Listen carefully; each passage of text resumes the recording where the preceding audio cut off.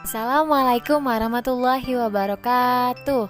Selamat pagi semuanya. Apa kabar nih kalian?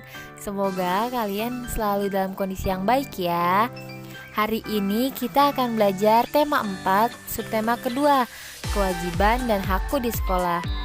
Nah, langsung saja ya kita lanjut ke materinya.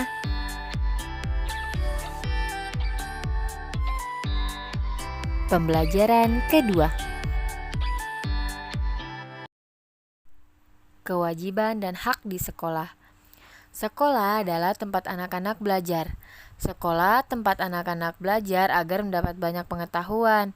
Di sekolah, anak-anak bertemu dengan ibu guru yang selalu ramah. Anak-anak juga bertemu banyak teman. Mereka saling menghargai dan menghormati. Mereka melaksanakan kewajiban dan hak dengan penuh semangat. Nah, kira-kira apakah ada yang tahu kewajiban dan hak siswa di sekolah?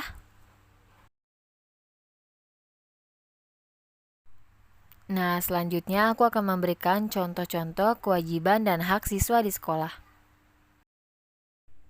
Yang pertama, kewajiban siswa di sekolah. 1. Siswa harus taat kepada guru dan kepala sekolah. Kedua, siswa ikut bertanggung jawab atas kebersihan, keamanan, juga ketertiban di sekolah.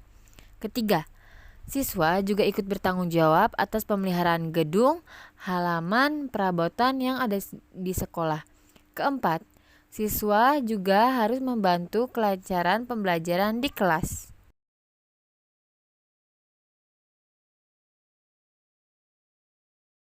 Selanjutnya, hak siswa di sekolah. Pertama, siswa berhak mendapat perlakuan adil dalam kurung nilai dari guru dan perlindungan. Kedua, siswa berhak mendapat bimbingan dari guru dan pendidikan. Ketiga, siswa berhak meminjam buku di perpustakaan. Keempat, siswa berhak mempunyai banyak teman. Kelima, siswa berhak menggunakan fasilitas yang ada di sekolah. Menemukan kalimat saran dalam teks. Kalimat saran adalah kalimat yang berisi pendapat untuk menyelesaikan suatu permasalahan yang terjadi. Kita dapat menemukan kalimat saran dalam sebuah teks tentang hak dan kewajiban di sekolah. Untuk menemukan kalimat tersebut, kita harus membacanya terlebih dahulu, lalu baru kita dapat menemukannya. Nah, selanjutnya kalian bisa mengerjakan latihan yang ada di buku LKS-mu ya. Next, pembelajaran ketiga.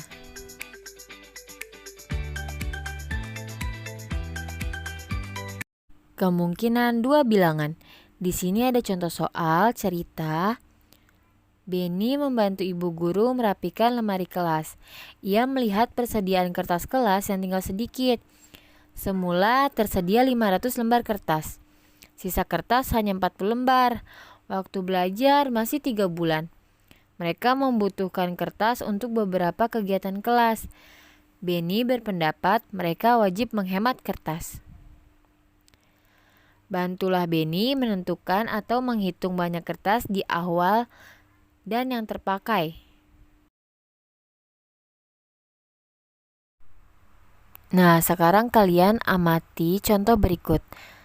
Di sini sudah terlihat kertas tersisa itu 40. Kan tadi di cerita tersebut kertas tersisa di kelas hanya 40 lembar. Nah, sedangkan kertas yang tersedia sebelumnya ada 500. Jadi, di baris pertama ini di contoh bintang, kertas tersedia ada 500. Nah, ini di sini kalian isinya berapa ya kertas terpakai? Nah, caranya bagaimana? Cara menentukannya, kertas tersedia dikurang kertas tersisa. Lalu kalian baru bisa dapat kertas terpakai. Jadi 500 dikurang 40, hasilnya 460.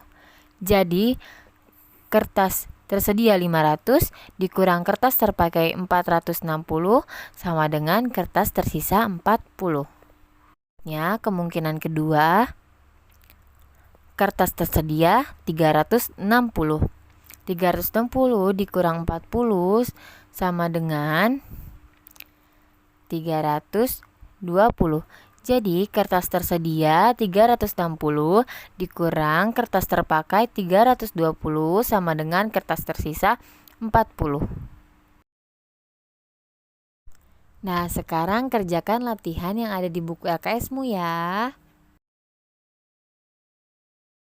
Menyusun kalimat berdasarkan teks tentang kewajiban berteman di sekolah.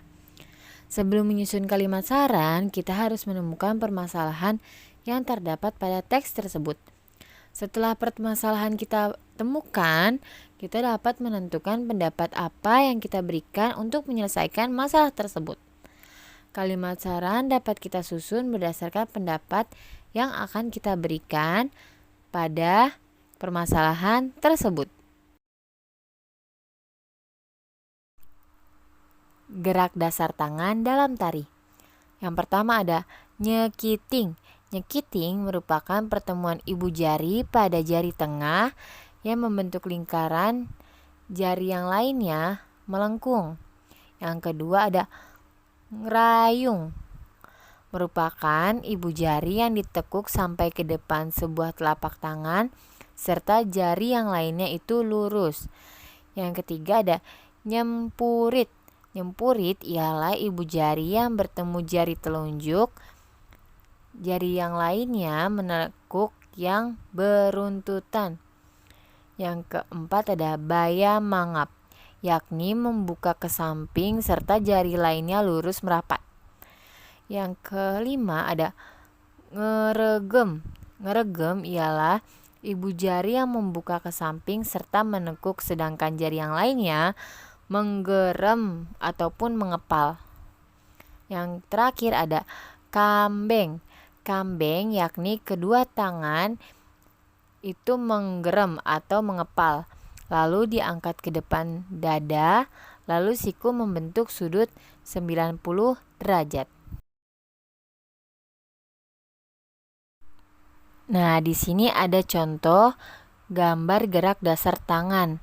Yang satu ada nginting, yang kedua ada rayung, yang ketiga ada nyempurit, yang keempat itu ada mengepel, yang kelima ada baya mangap, yang keenam ini ada mengkis kiri.